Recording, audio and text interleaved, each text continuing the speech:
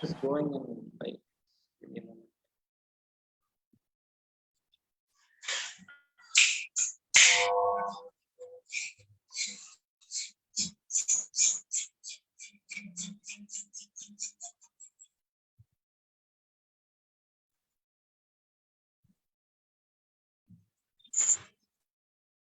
I will start.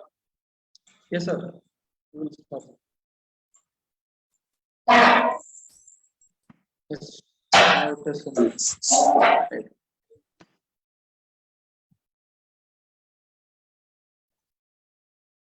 Yes, sir. We'll start.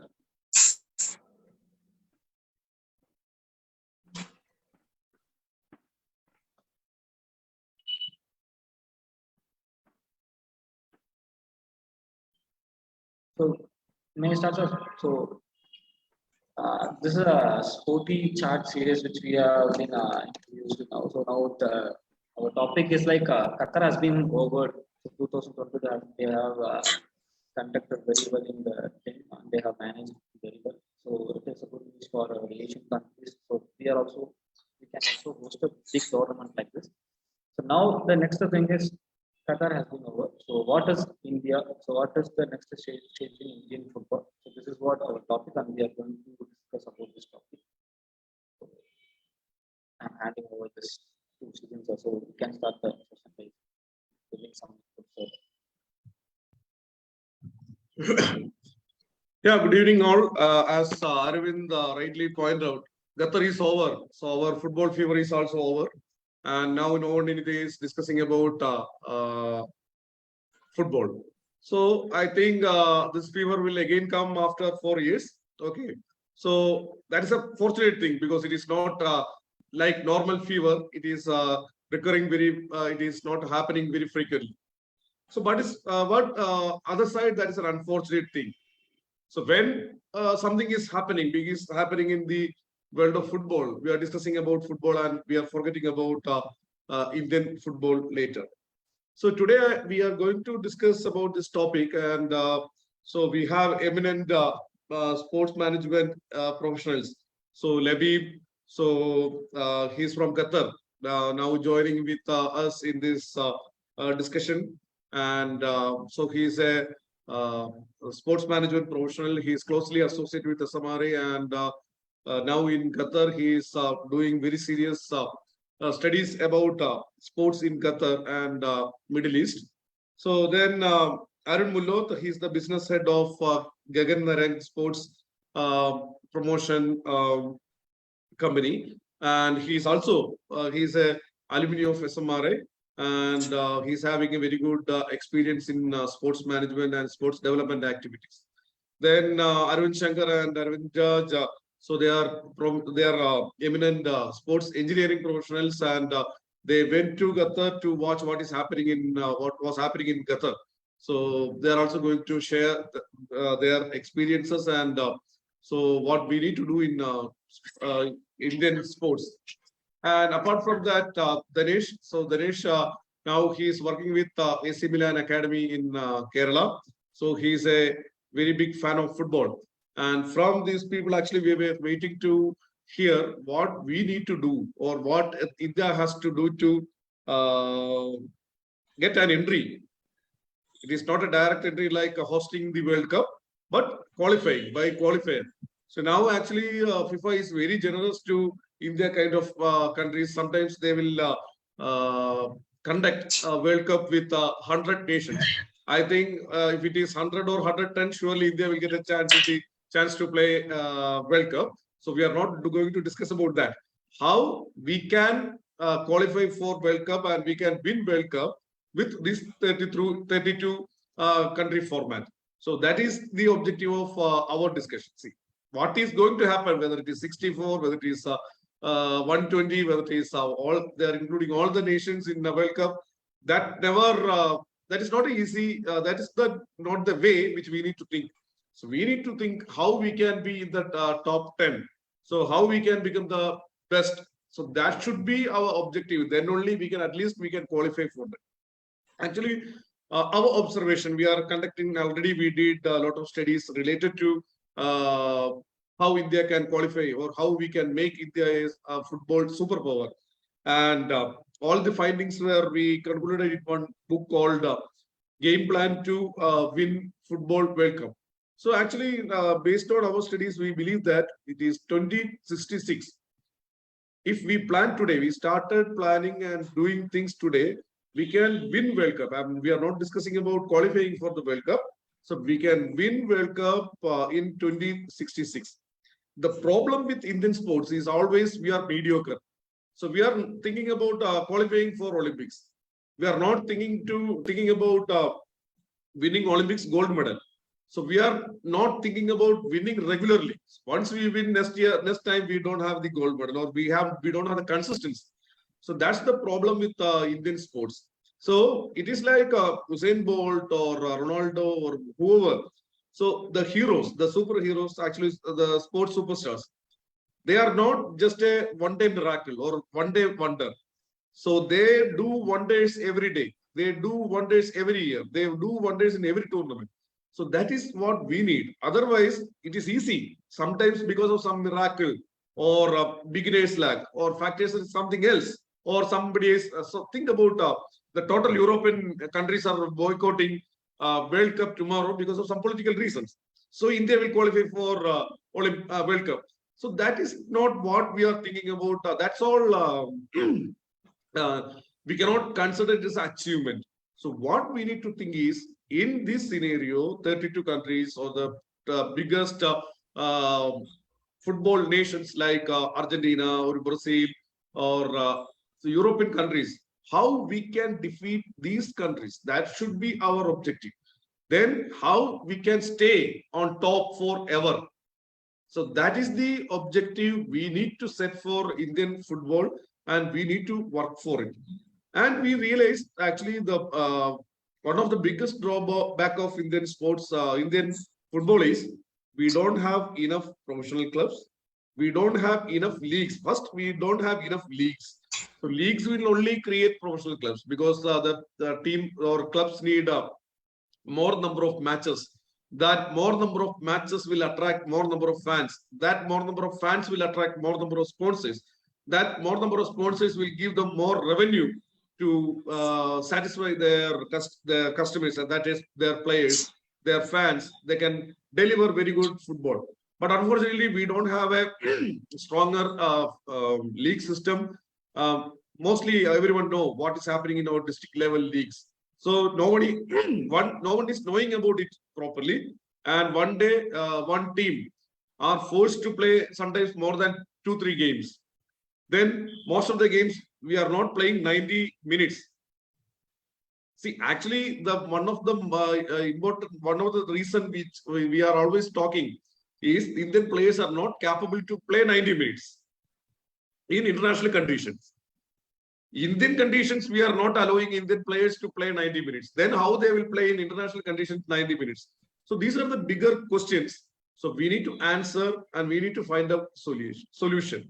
So we cannot blame anyone because we can't blame football associations or federations or other clubs. So it is collective responsibility. Football is the game of people. It is not the game of associations. It is not the game of political parties or governments. So we need to understand. So we need to change. So we are waiting for your ideas. So SMR is working on it. And your ideas will also help us to do it in a very better way. Thank you.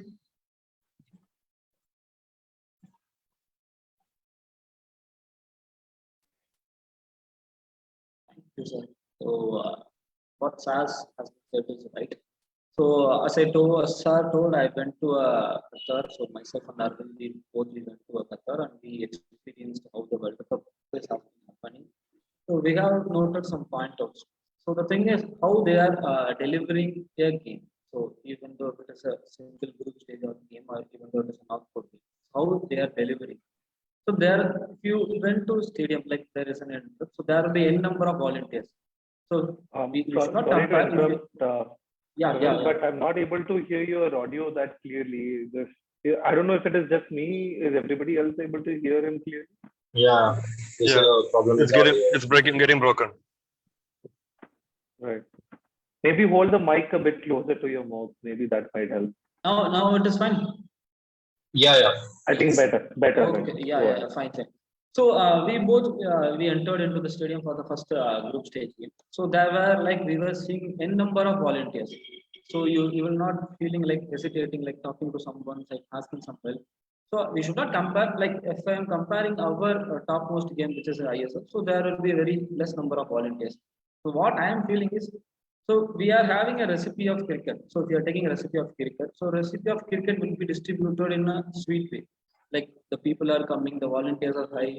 The even though whenever the one after one another over is coming, so there will be some things which will be happening inside the stadium. If you are ever visited for IPL game, so they will be asking. So who is going to bowl? Who is going to ask? There will be some activities happening in between every over. But what will happen in ISL? So if you are taking half time, so there will be 15 to 20 minutes. So that will be empty stadium. So there will be no activities.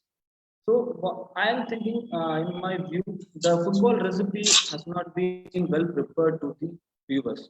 So fans are not ready to take. So if that recipe has been made very special manner, like there will be some activities during the half time, even though there will be some celebration, there will be some build up while coming entering into the stadium or entering fans are entering, there will be some kind of event. So this will attract fans. So this will make a normal person to eager to know what is happening in football. So that will make a normal person into a proper football fan.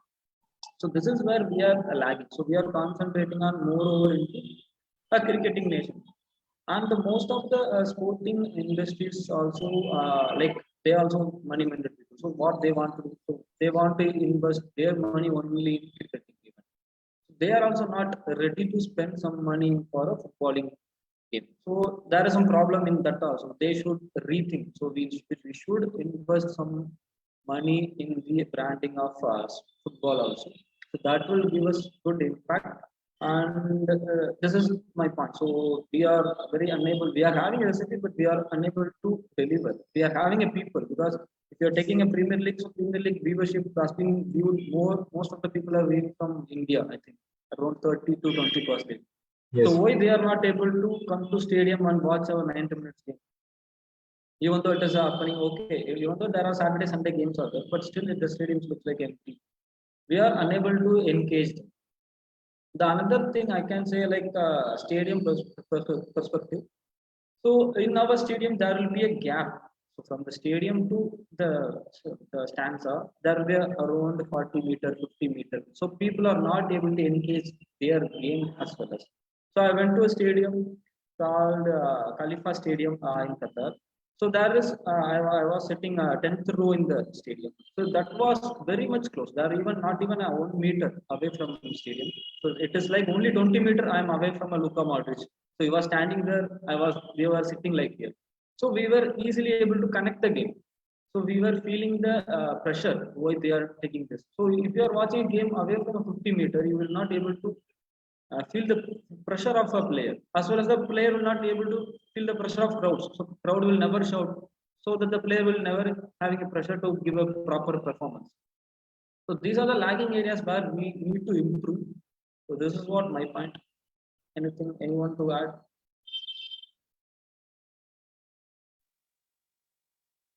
Sir, actually, we've got the opportunity to work with blasters from SMR, right? And what we observed, just one point that is, we are present in all the home matches. So at halftime, they do have a football freestyle show.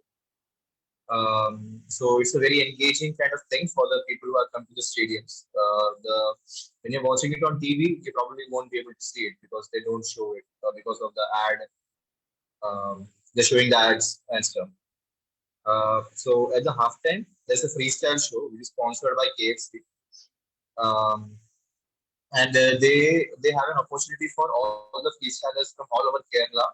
I think right now for Kerala Blasters, it's from all over Kerala. They can just do a video and they can submit to Kerala Blasters, and the people with the most reach, they would get the opportunity to come to Blasters and perform. So that one aspect, I think they are using it. Just that one aspect.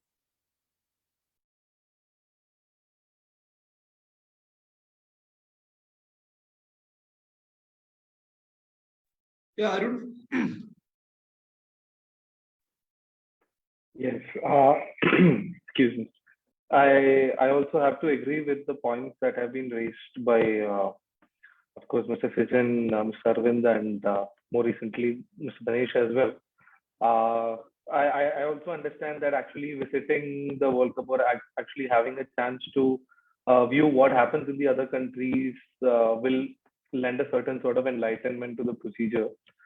And I do agree with what Sijan sir has said about our plan not being to qualify for the World Cup through, say, through omission, basically. Say, suppose some other countries decide to drop out, or suppose we land the jackpot of hosting the World Cup, which in itself is a very ambitious uh, call, I would say. Of course, taking into account the fact that India has enormous potential from a viewer's perspective, but also from the perspective of the fans, considering that our population is at such a level where the viewing audience is incredibly high. Even though we are much more of a cricket oriented audience, I would still say that there are sizable parts of the country where there is enormous passion. Kerala, of course, being the prime example, but also other states like West Bengal, Jharkhand, or say even from the northwestern states like Punjab, Haryana. There's a lot of interest in a multitude of sports, not just restricted to football for that matter. It is quite interesting that Sijan sir made the observation that it has to be from the grassroots level, and I have to say I completely agree with that philosophy. You cannot resort to a blame game where you sort of point fingers at one party or the other and say this so and so person or organization is the reason why the sport has not developed in this country. However, I did have the privilege last month, back in December, of meeting with the All India Football Federation President, Mr. Kalyan Chaube, and I did get some chance. I spent like a couple of days in his company along with quite a few other stakeholders. And what I observed is that the attitude or the passion that they carry, being former athletes themselves, they actually carry that passion or determination to further sports in the country. And they are making certain initiatives. So, as I understand, there is a roadmap that has been published by the AIFF saying it's the roadmap for 2047, where they plan on improving the grassroots structure of football in our country, whether it is respect to academies, whether it is respect to broader football education, referee training, or there are quite a few other things. They have implemented a national footballing philosophy, and they have taken into account the inputs of uh, even the players, the current players, the ex-players, so that they want to make sure that the future is not talked. We do not just talk about the Sunil Chetris or the Chuni Goswamis, but more about what does the future hold for us. We obviously are a country with enormous potential in any sport for that matter. And like Mr. Sizin said, it cannot be restricted to ambitions of just qualifying for the Olympics or say, qualifying for the World Cup. It has to be from the highest perspective. And I do believe we are moving in the right direction. The fact that we are having this conversation itself is, I would say, a step in this right direction. So no matter how small the step is or no matter how limited the ideas are, the fact is that unless this conversation actually takes place, we are not going to actually see results. And that would definitely come once we actually understand what is the philosophy followed by the successful countries. You cannot really look at Brazil like an example. Honestly speaking, that is just my opinion. Feel free to disagree. But Brazil is that sort of country which lives on football, the way I would say maybe Indians live on cricket. So they breathe cricket. Every kid out on the streets plays the sport. But that is not the case in our country. You step out onto the fields in India, you see the kids running around with their wooden bats and the stumps and whatnot. You really do not see that passion for football. So the idea is to bring that sort of passion into the general public. And that can be only be done by introducing the sport to more and more people. And the beauty of football is that it is quite simple, considering the equipment that is involved.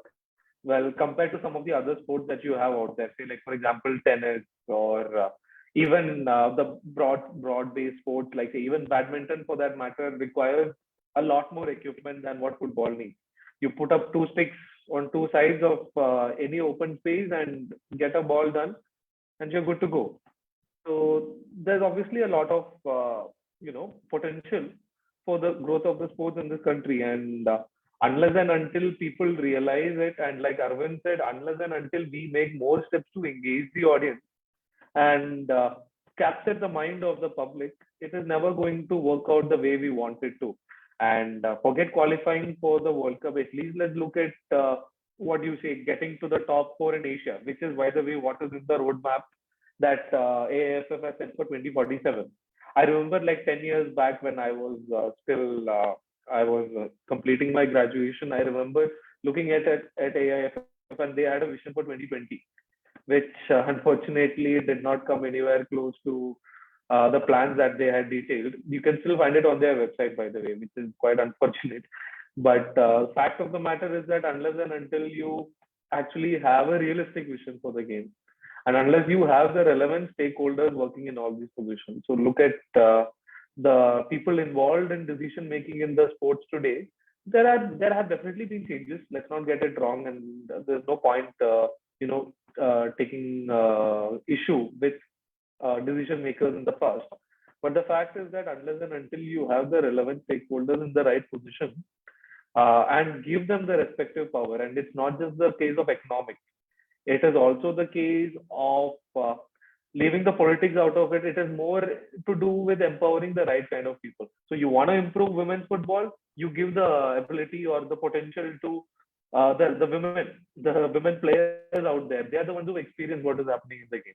Unless and until you are ready to give them a chance to make the right decision. So I also had the opportunity to meet with Sabavi Devi, who currently plays for the Indian women's football team. And something very interesting about what she said. She said that as a player, I have commanded enormous respect, whether it is in my society or whether it is in the country.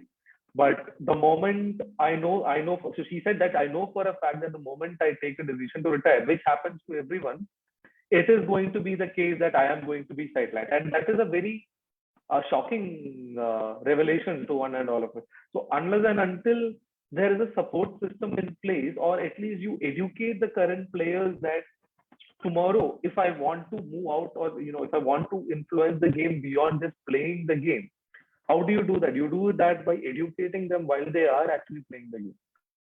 You give them the right kind of support system.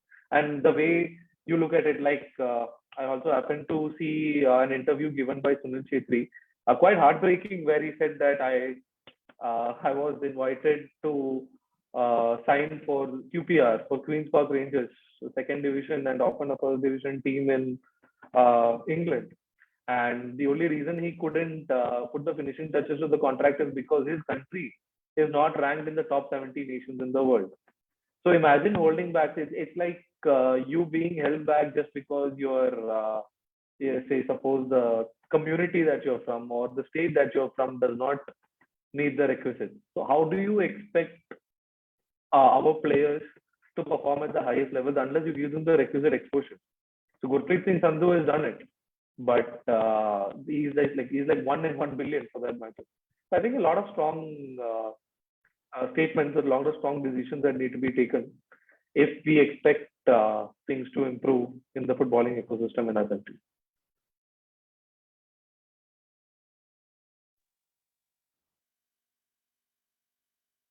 Yeah, we have been. Okay. Yeah, okay, thank you. We have been talking about all these like fan engagement techniques and all these things that have been done in Qatar World Cup.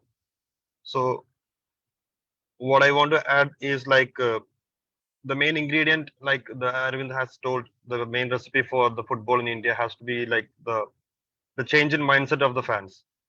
Like if I just talk about the mindset of the people in a more micro level. Right now, it's a season going on like in Kerala and even in my hometown.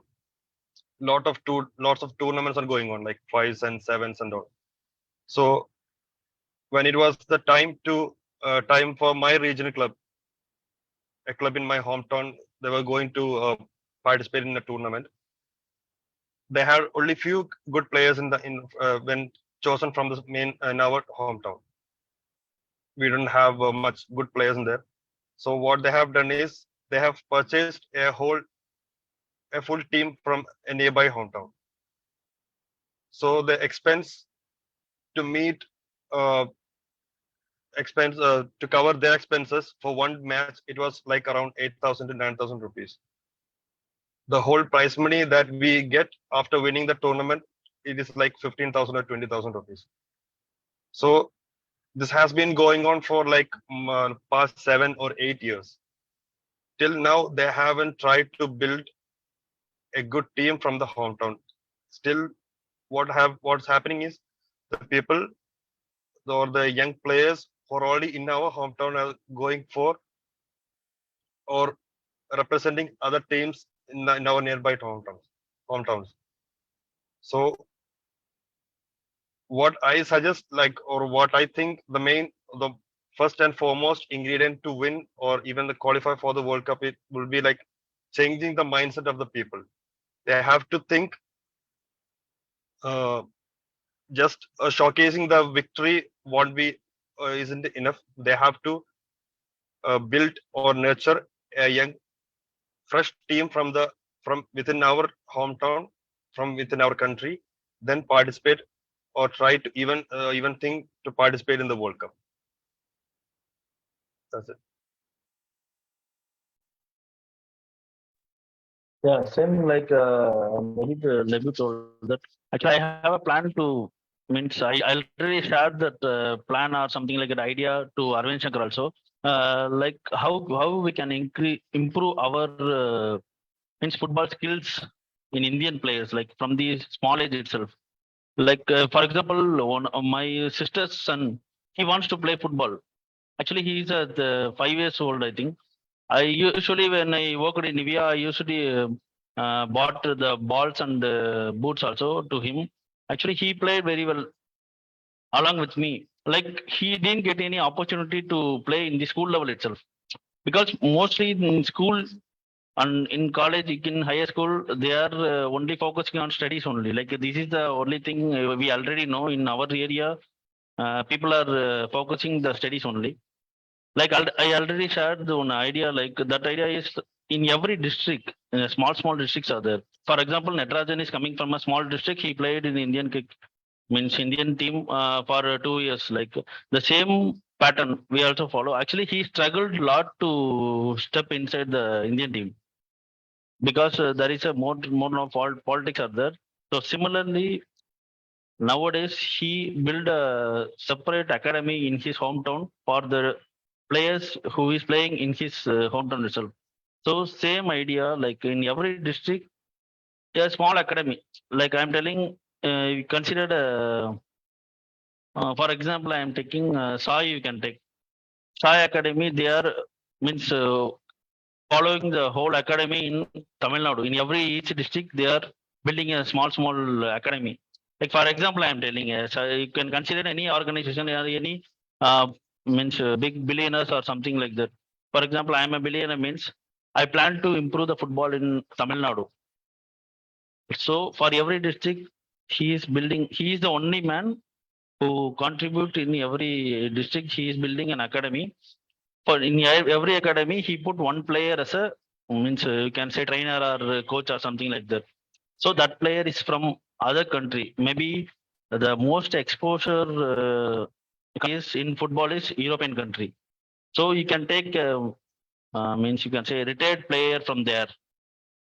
So we took that player to this a small district from his you can say pattern of playing or his style or his coaching. We can train junior under 17, under 19, under 21 like this.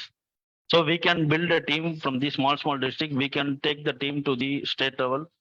Then only after 10 or you can say 5 or 6 years, we can have a proper team which comes under the European style of standard team.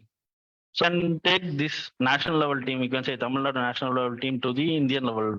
So this pattern we can follow in every state, means we can get a good team after 10 or 15 years. Like China already they are patterned to build a good team in the 2060. Already we discussed it with the Sijin sir and Arvind also. Like what pattern China they are following. So these kind of pattern only they are following to build a good team. Like means to build a good clubs they are doing. So these are ideas I'm having. Like.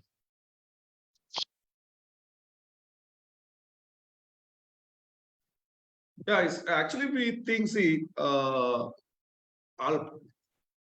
normally we used to say that without fans, football is nothing. But I think we need to, it is a time to change that quotation. Actually, we have to say without clubs, there is no football. Because you take the case of Malappuram. Malappuram is very famous for football fans, but they don't have any professional club. They don't have any amateur club, nothing. So they have very limited, They have clubs or football is happening, but it is not producing anything productively for the state and nation. So it means, so we don't have we don't have a direction. So we don't know what happened in European football.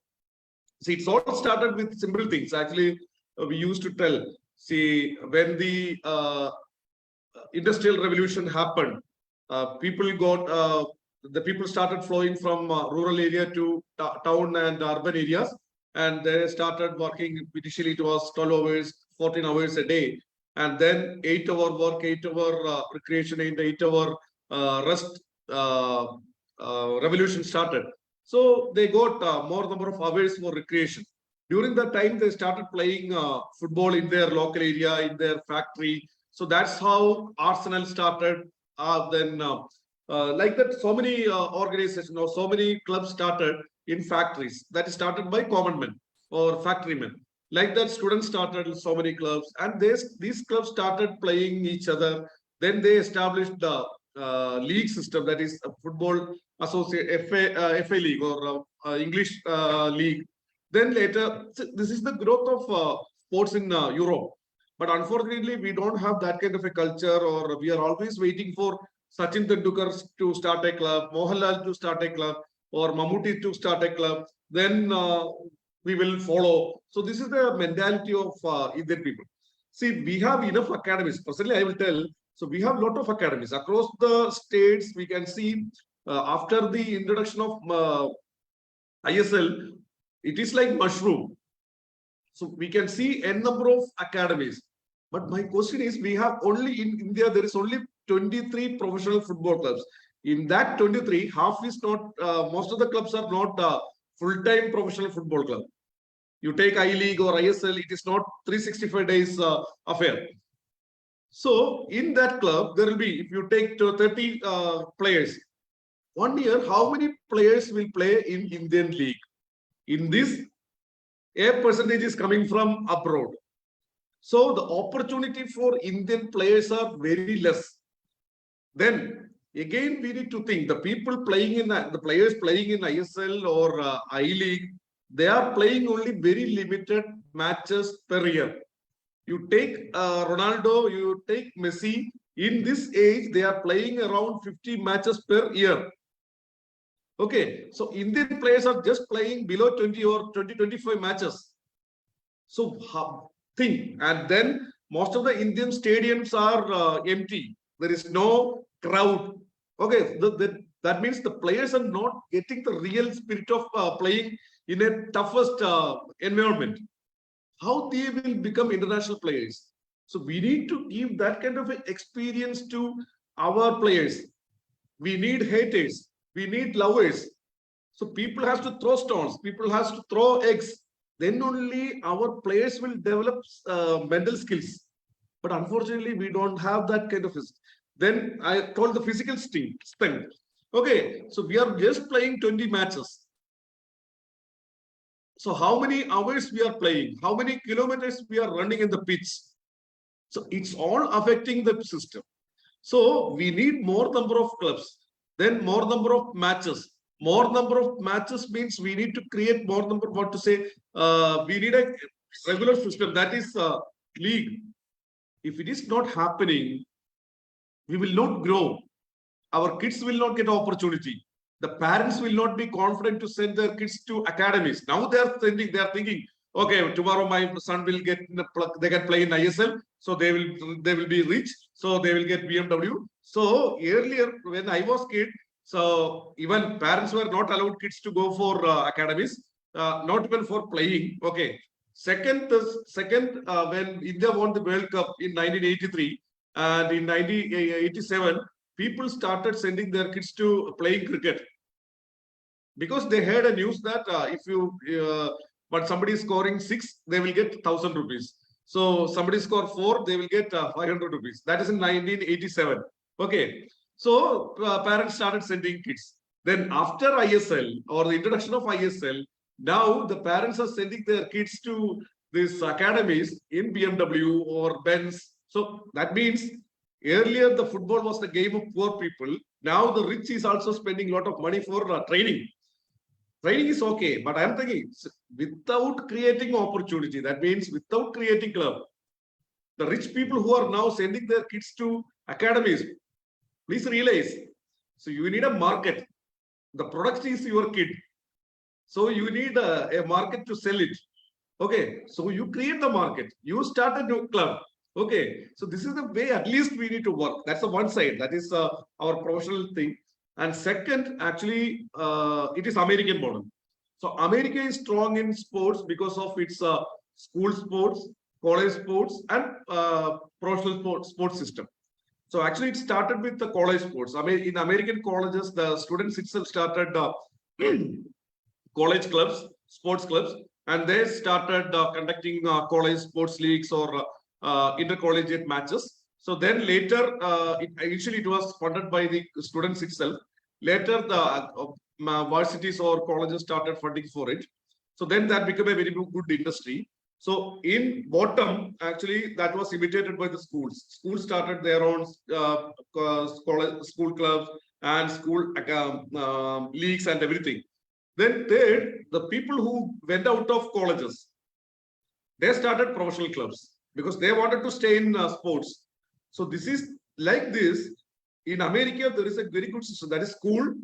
Every student will get opportunity for play, and the who is having talent will be identified, and they will get maximum opportunity to get trained by world's best grassroots coaches.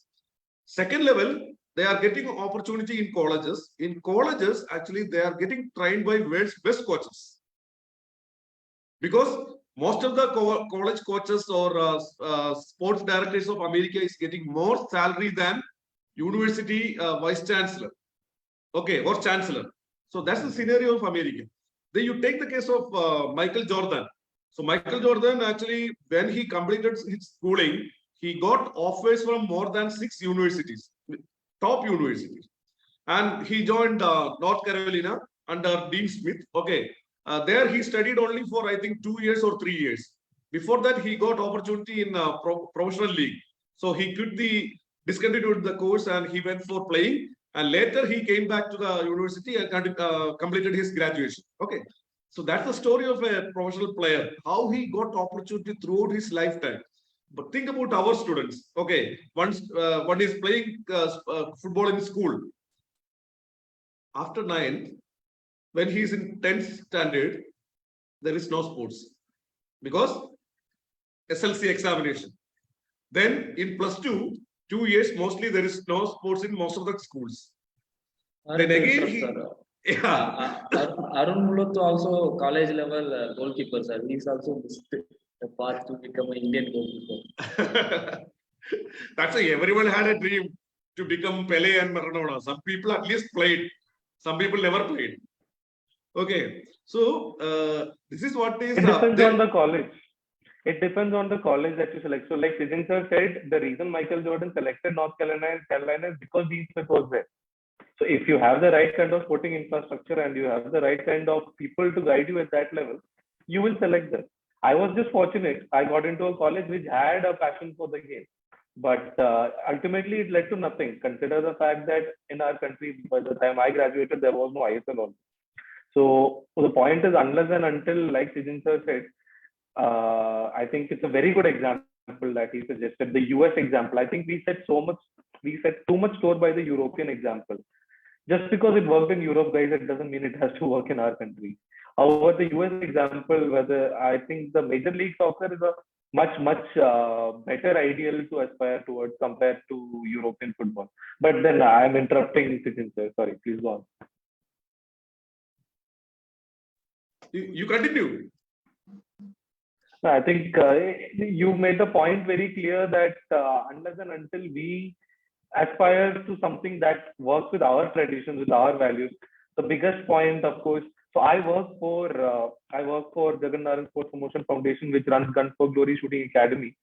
And the major issue that we found, in spite of the fact that my company is tied up with multiple organizations like Jain University, 21 P schools, quite a few institutions of international reputation. The fact is that when it is either the matriculation, when it's 10th standard or it is 12th standard, I had a very interesting conversation with an athlete just yesterday.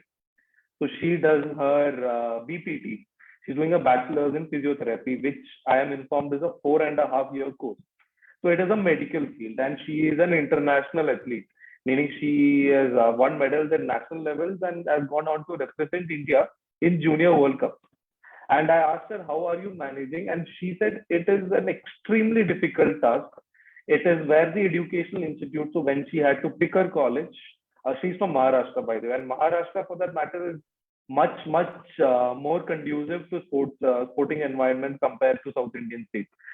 It is unfortunate. So we are all here from South India, and I'm assuming the audience is also mostly from South India. So I have to say, we South Indians are much more into education and into getting our kids into IITs and NITs, and hardly anybody aspires to send their. I mean, the percentage is very low.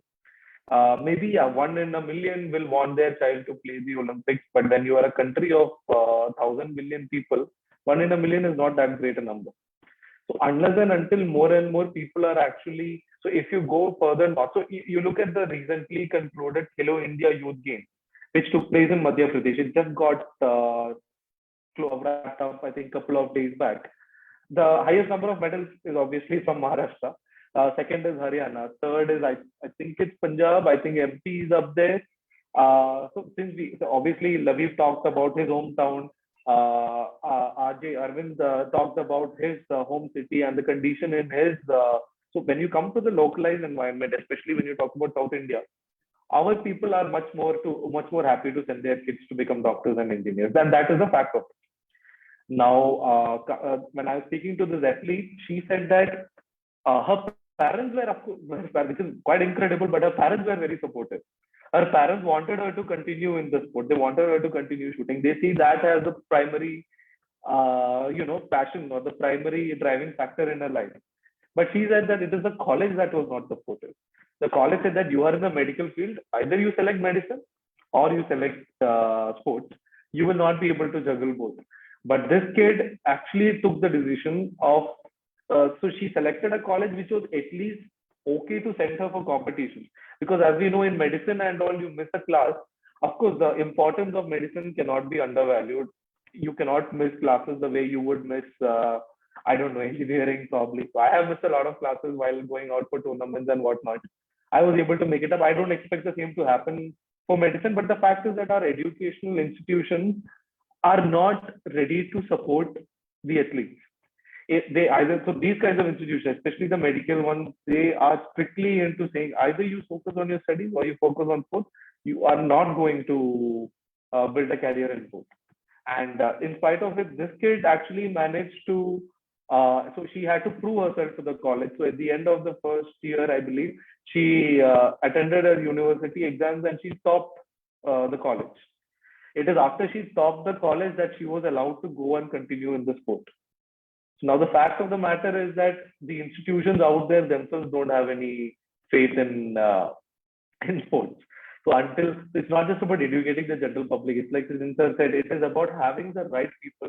So I'm sure that if these colleges had somebody like a Dean Smith, or if they had somebody out there, so if you instead of putting very, I don't know if it's a raw example to give, but if you put, instead of putting Sachin Tendulkar in the Rajya Sabha, you put him at the head of a college, and where he's actually able to mentor people who need the mentorship. So you leave politics to the politicians, but you put the right people in the right places and you see the difference. You look at Ms. P.T. Usha sitting at the head of the Indian Olympic Association. Recently, she broke down and admitted herself there's a lot of issues going up against her. So the fact is that sports people are not even given the due respect by their own countrymen. How do you expect this respect to carry on in other parts of the world? It's just my perspective on this. I would be happy to hear your inputs as well.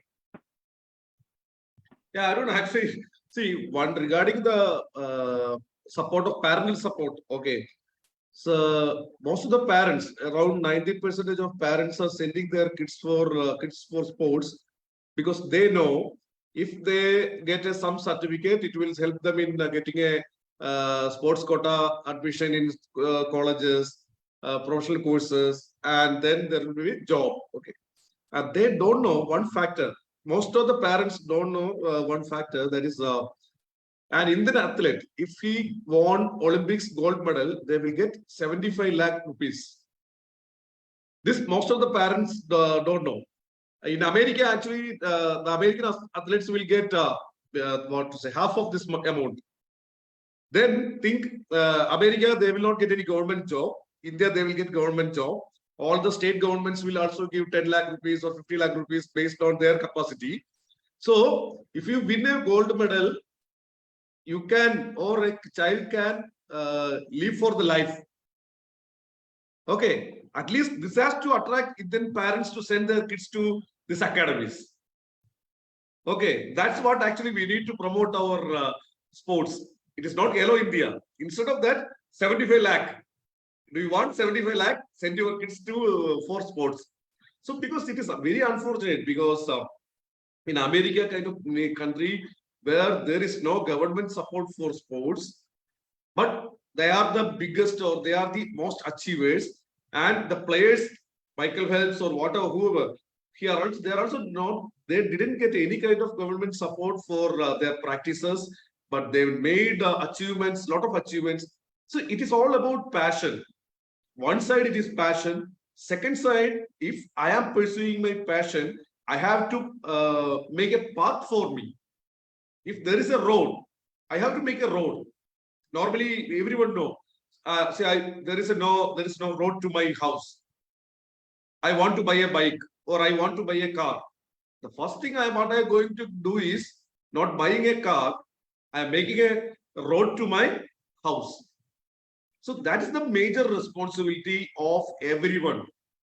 For Indian sports, we need to make path. We need to make road.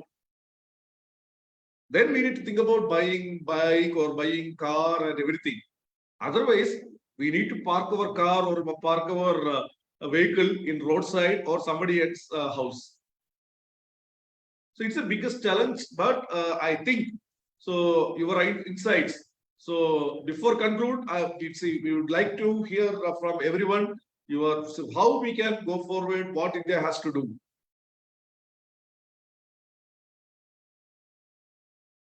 Like I added one more point to your point. So like you told that we have to select the path for sports. Like after fifth standard, in 10th standard we can select whether, in 12th standard we can select whether it may be engineering or whether it may be a doctor like that. So in 5th or 6th standard itself, in schooling itself, why can we have a path like whether you want to become a sports person or whether you can study in your academics like that. So it can make the kid to only focus on sports. So it will become we can have a good system. When he is coming to the 10th standard, 12th standard we will have a either concession or for him, because he is playing for he will represent India, or he will represent Tamil Nadu, he will represent the other state like that. So for example, actually one of my friend, he is studying in my college, like he is my colleague. Actually in his school, his PT sir told him in 2nd standard itself, if you want to, if you are in a school team, then only you will get a fees concession. So for that fees concession itself, he played for, means he practiced from fourth standard, third standard to fifth standard. Then he came to school team. From fourth to 10th, he got the concession. Like actually, he is the captain of my college team. He is my hometown. He is in my hometown only. He is the captain of college team, basketball team. He got selected in university also without any sports background. Actually, my college is not a sports quota college. Without any sports quota, means sports quota, he got selected for the university anonymous with the team. Actually, he is the only person. So this kind of passion is available in every person. Like actually, he got the right way. He selected the sports path, and he means concentrated on studies also. Like Arun told that we are not supposed to concentrate on both sides, whether it is a sport or whether it is academics, because both will conclude in the Sorry 10th for standard. interrupt. Sorry for interrupt. So where he is Yeah. now? What he is doing now? Actually, he is now fire serviceman, sir. So he is not Like able to go in the. You know where he is now? What is the problem? Actually, he means wrote in a essay exam, sir. Actually, by sports quota only he got selected until interview. No, Essay that's- exam. So that actually that's the problem of sports quota. Mm. Okay. No, Rules- not sports quota, sir. By the certificate, he got selected to the essay exam. No, no, Then that's final why. interview. Yeah. That's why. See, after this World Cup, we saw some jokes. Okay. Mm. So Messi is getting. If Messi was in India, he would be appointed as a sub-inspector. Yeah, Okay. defense minister. So yeah, so that is actually you take the case of India's topmost or richest badminton player, Sindhu. So she is a government employee. Okay, so that's the unfortunate side of Indian sports. It is all quota, quota, quota, quota, quota. You just think about American sports again. See, actually, in American university, if you want to play in their sports team, you need to meet minimum academic criteria. If you are not performing well, next year you will not be in the team. Okay, so that is what is happening in America. That means American student athletes actually they are performing better than the general students. Yeah. Understood? But you take the case of India. What is happening? You are joining for a 3-year. You are an athlete, or you got an athletic quota or something, and it is a 3-year course. So you can continue course forever because you are an athlete. 4-year, 5-year. There is no worry about your certificates. Nothing. So this is India. That's why Indian sports system is like this. We don't have any kind of proper policies. We don't have any kind of ethics. We don't have any kind of vision. So it is whenever we think about something, we will do something. So we need a very clear strategy because one, everyone needs sports. So that's a very basic understanding. Whether you want to become an elite athlete, if you want to become a doctor, if you want to become a nurse, if you want to become nothing, you need sports. So it is a base fundamental right, and everyone need it because of the demand of his body and mind. Second, it is elite level. Okay, if you have the capacity to become Ronaldo, you can be. If you don't know, you can't become Ronaldo, but you have to play football. That has to be happened in your community club, in locality. But if you want to be Ronaldo, you must play in Manchester United. You must play in Juventus. Otherwise, nobody is going to know Cristiano Ronaldo. Okay, so that's the difference. So it is our responsibility to create the system. We need to always talk about changes. See, what is happening is most of the players, I think 2 years back in Kerala was the Santosh Trophy winners. And all the Santosh Trophy team members got government job. From that 22 people, we will not get a Ronaldo. We will not get a Messi. we will get only a few, maximum a clerk. So that's the difference. Basically, what we are trying to imply is that until and unless people who have done well in sports stay in sports, the more you push them away from the sport, so they try to build a career, and it is unfortunate in our country that there is this perception that a landing a government job is akin to being settled for life. People really fail to understand the monotonous nature. I have nothing against those who are in government jobs or those who aspire to get into government jobs. However, the fact is that the people who get in there, moment you, so this is, I'm being sidetracked a bit, but why, if you ask somebody, why do you want to get a government job? First thing they say is, you can take a leave whenever you want, or you can it's job stability for life. And my question to you is, why do you want why do you want a job where you don't plan on working? If you're planning for a job, plan for a job where you can actually make a difference. So the difference between the US mindset, like Sijan sir said, the difference between the American mindset and Indian mindset is the fact that in America, people want jobs where they want to work. In India, people want jobs where they want to stay. They just want it for the sake of having a job.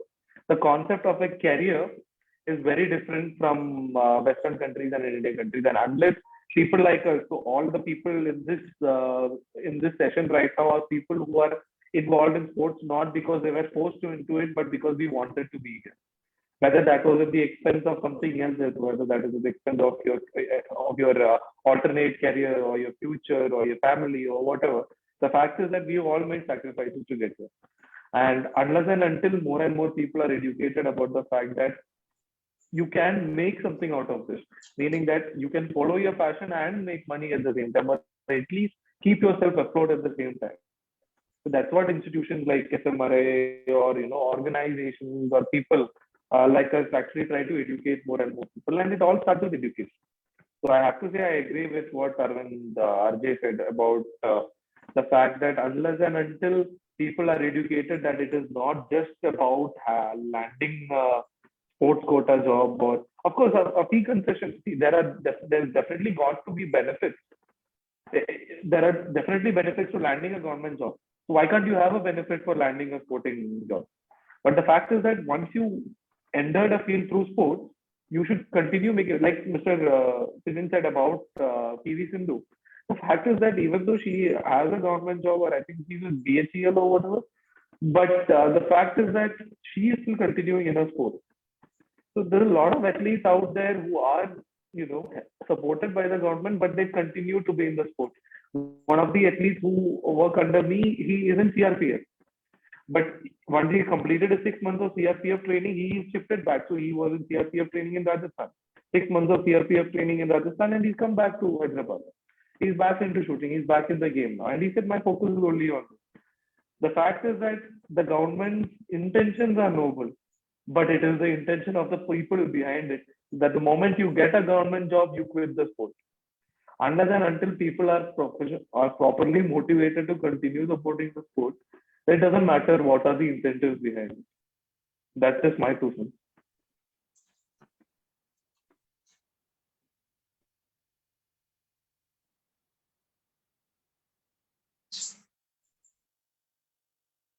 I see Danesh is unmuted. I think maybe he wants to say something. Yeah, Ganesh, please. Actually, yes. I just made a few points regarding the All India Football Federation plan for 2047.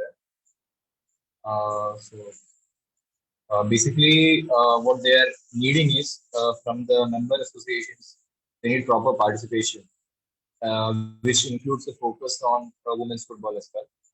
And another thing from the AIF plan is the grassroots project is set to reach around 3.5 crore children, and they are planning to have programs in 100 villages. Also, the minority villages are targeted. And by 2034, there is a plan to get 2,500 coaches in India, The current number is 200. These are the licensed coaches. Also, more matches have to be played for the people who are for the children, or the school children and the college children. There is not, apart from the Khelo India, apart from the Reliance Football, um, the schools don't have a proper gaming environment. That's what I think the American collegiate games comes in. And so these are some of the few things I learned from the All India Football Federation plan. And as we can say, the grassroots is uh, one of the main things that needs to be driven. Because in 2014, when Germany won the World Cup, uh, most of the uh, most of the team members were so they were from the youth setup itself. And after Germany, like they didn't perform well in the late 90s. So the German Football Association made a deliberate decision to focus very well in the grassroots, and the clubs um, who rightly made such plans, they were rewarded with financial aids as well. So 2014, when they won the World Cup, it was the result of a planned effort for 14 years. So I think one of the main aspects for the goal 2047 and also the goal 2066 that we are having at the SMRI, the grassroots is one of the main things that need to be focused on. The quality that we provide in grassroots level is of main importance. And as also as Labib sir said previously, there is a mindset that is pulling us back. Um, so even when I like 2 years back when I approached my parents that I want to pursue sports management or career into sports, they just asked me what would be a PT sir on.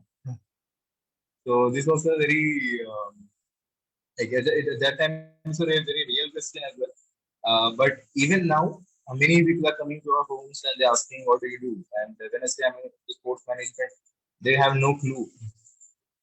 So as of now, when the sporting scene is changing in India, much more people need to be made aware about the field of sports management and this mindset of uh, of a sports job for an adult person is not just a PT sir. And there were a few questions actually I wanted to ask to all the participants in this session. Um, like, how can a member of the society contribute to this goal moving forward? How can a normal person with a family, for example, let's say someone is a father of two, how can he contribute to this goal of sporting development in India?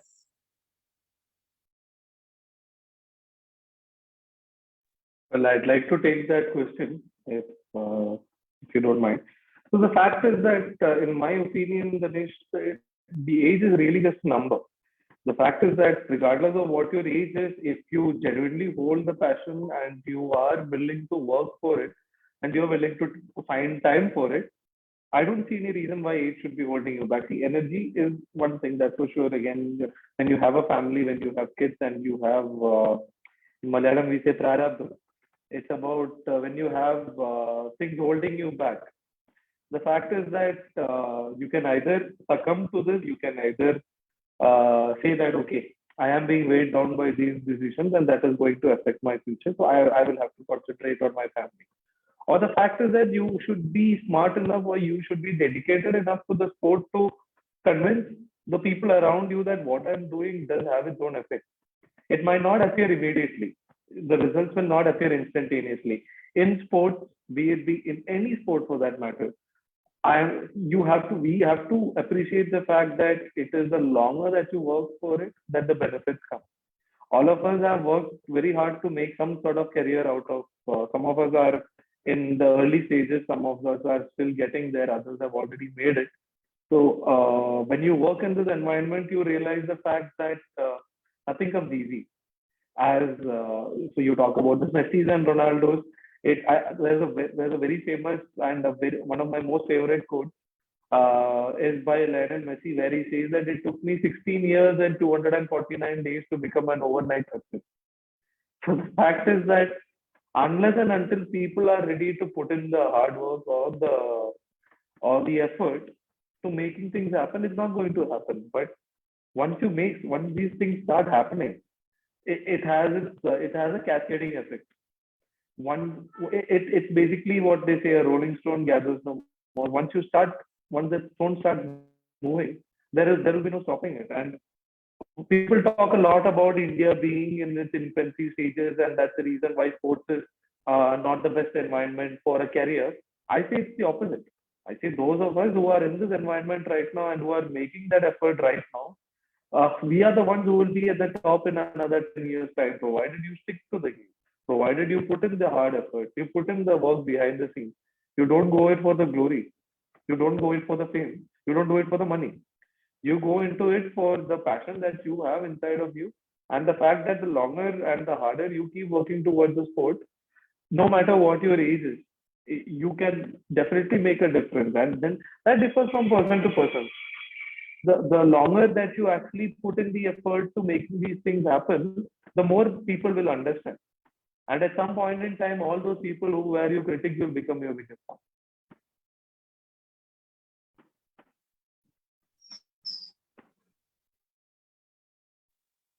Yeah, answering to the next question, like what I think is, uh, actually parents have done or are doing their best part. Like when we look onto the academies, there are more and more academies emerging day by day, and each academies have a lot of students as well.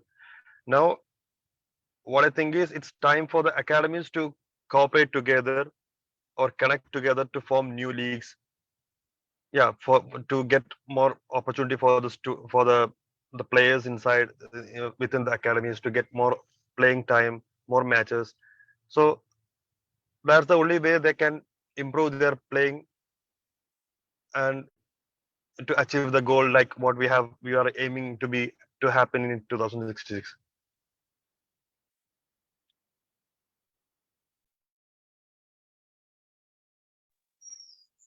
Also, I had one more question, and so this question is: how can we take the lower income groups forward in a sustainable way?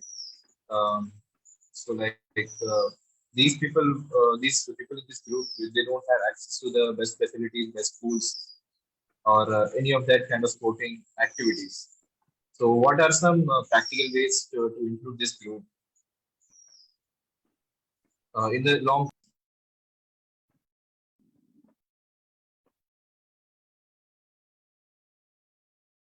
I don't think I understood the question. So, how can we take the people from the lower income groups and give them a proper, good quality sporting environment? Because, yeah. Yeah, I think it's again down to the same thing we've discussed, Anish. It's the fact that you should have the right environment, regardless of what your income is. Whether you go to a public school or to a private school, you should have access to these facilities. The same way the government provides access to food, or they have their lunch day scheme. They have proper access to education. They have access to drinking water. This should be considered something that is a part of you. You have to have access to quality education, which I would say is still at a minimum. But then again, it is about empowering the people. So you have to give them access to these facilities. A kid wants to play cricket, he should have access to bats and balls and a ground. Kid wants to play badminton, he should be able to get a bat from his school without spending money on it. Unless and until this happens, then it's all down to revamping the education system, which is very, very, lax in our country.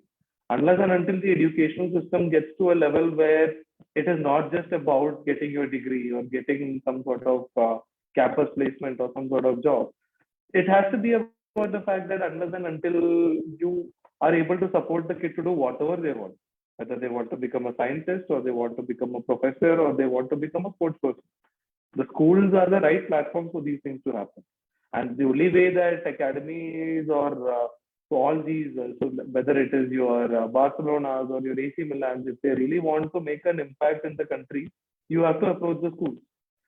So my organization, the one that I work for, has produced athletes by attending or attempting to connect with schools. One of my primary responsibilities being that, where So when you say you talk about development of whether it is of the organization or the academy, it happens by introducing the sport or introducing your academy to more and more people.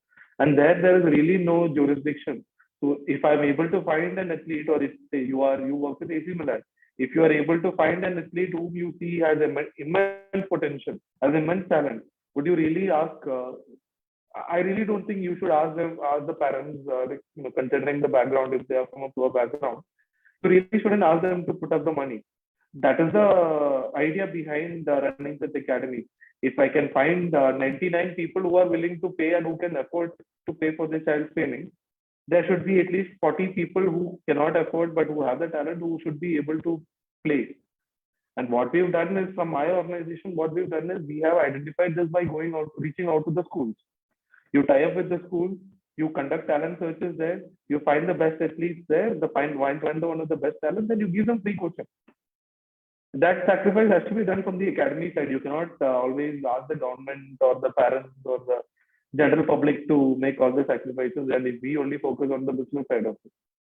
At least in today's world, there's a lot of funding out there. As you would have seen in the last budget, there is an immense amount of funding. It's about getting access to it. That's a different matter altogether. That again comes back to the politics of it, which I don't want to get into. But if you are able to get access, I know for a fact that LNCP in Trivandrum has enormous access. I've worked with the regional center. I know I've worked with regional centers in Guwahati, with regional centers in Mumbai, Chennai, quite a few places. And there are crores sitting in their bank account.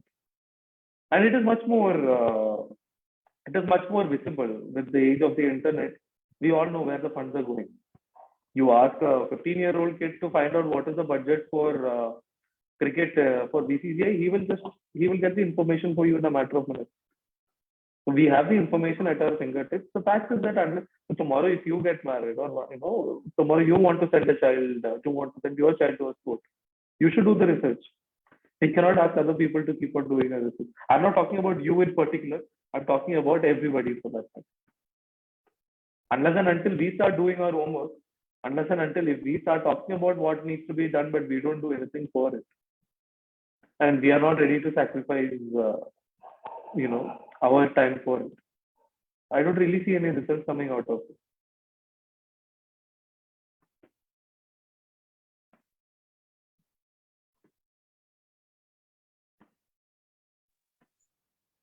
But how sustainable is it? Like, if we are going to provide an opportunity to them, up to a certain point, we might be able to do that. But when it takes to go to the next level, the money has to come from somewhere, right? So, like, that's how the question of sustainability comes in. So, when there's a young athlete joins an academy, and we give them a proper training, and there's an opportunity to go abroad, there's an opportunity to participate in some tournaments in whichever country. So how does that part work out? Well, if I may answer this question, I think it's down to the infrastructure you build or the support system that you build, Dinesh. It's about the fact that tomorrow, so it is noble of you to aim for sending the child to a foreign country so you want them to get the best possible facilities. First question is, why not find the facility in your own country? But again, if that is not available, so suppose it's not there right now, but you got a talent right now, you want to send out a child, but it is the economics that's holding you back. That is where institutions like FMRI come into play. What are we being trained for? We are being trained to find solutions to these problems, and that is where you have to educate the people who work behind the scenes. They should be able to find partnerships. So every major corporate out there, so there is no lack for corporates in our country. You have all the major IT players working, whether it is Accenture, whether it is Deloitte, Ernst & Young, all these countries, PwC, all these companies have investments. Microsoft, Tata, Google, all of them have investments. And all of them have an obligation to find corporate and social responsibilities. They have their CSR fund. It is up to us. So that is where sports management professionals like you and me come in. It is up to us to approach these companies, work with them, understand the CSR funding that's involved. Just yesterday, it seems that Odisha has been granted 1,500 crores worth of CSR funding from Tata and I can't recall the other company, but I think Tata is definitely there. My organization has tied up with Aditya Birla Group in Odisha, Bhubaneswar, to set up a high performance center. The budget was 2.5 crores, which was worked out between us and the Odisha central government, sorry, the state government. The fact is that there's a lot of potential out there. I think it is important to educate people like you and me. It is important for us to be aware that these opportunities are out there. It should be up to us to tap into these CSR funds. Reliance Foundation funds more than half of the major athletes in our country. Olympic Gold Quest, OGQ, which is a private initiative, funds all the big shots out there. That includes your Neeraj Chopra and your PV Sindhu and Mirabai Chanu and all the major players out there. So there's a lot of that Target Olympic Podium Scheme, TOPS, also funds a significant amount of athletes. It is about being aware of these things, and that is where education comes into play. And education is not got from books anymore, right? Education is got by going out there and finding out these things on your own. We have to educate more and more people, and that is why I have to thank SMRA and Sijin sir and both the Arvind on taking this initiative and conducting such a session, so that if one person, if there's somebody listening out there who is not aware of the support system that is already in place, and that way we are not aware that there is a lot of potential. So tomorrow, if there is a parent out there who's watching this stream right now and thinking that okay, maybe so there is a lot of funding out there is support system out there, maybe I can send my kid into the sport. If one person benefits from it, and maybe that kid, regardless of whether they win a medal or not, it is one more person who goes into the sport. And the fact is that the more, I know Sijin sir is a very big fan of the fact that the more money that goes into the sport, regardless of the sport, as long as there's more money going into the sport, it is a win for all of us. It doesn't, okay, I understand that there are legitimate and illegitimate sources of money, but the fact is that the more money that goes into the sport, the better it is for the sport itself. Ethical obligations. Right? I hope that answers your question, by the way. Yeah, absolutely.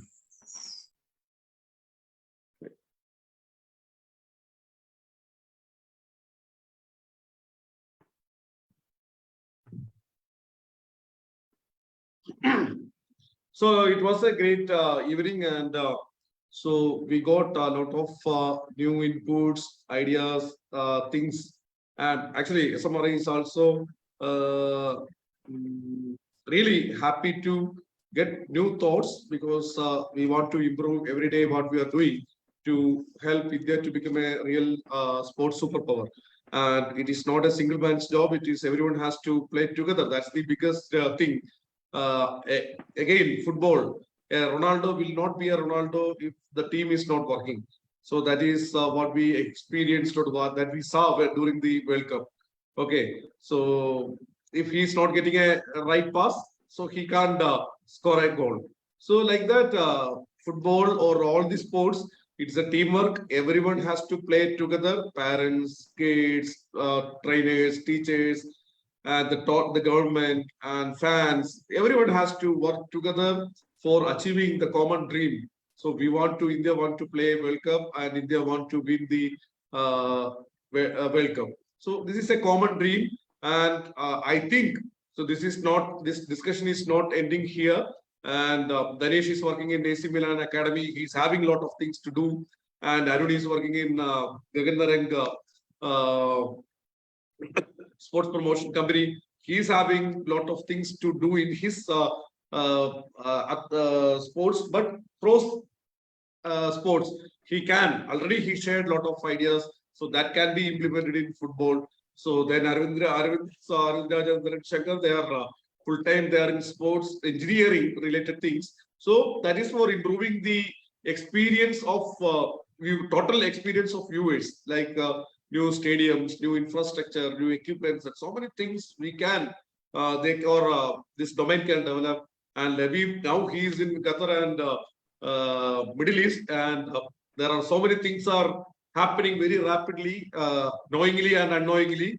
Okay, so he can keep an eye on that things, and he can update Indians with that input. So all these things are going to help Indian sports, Indian football in a bigger way.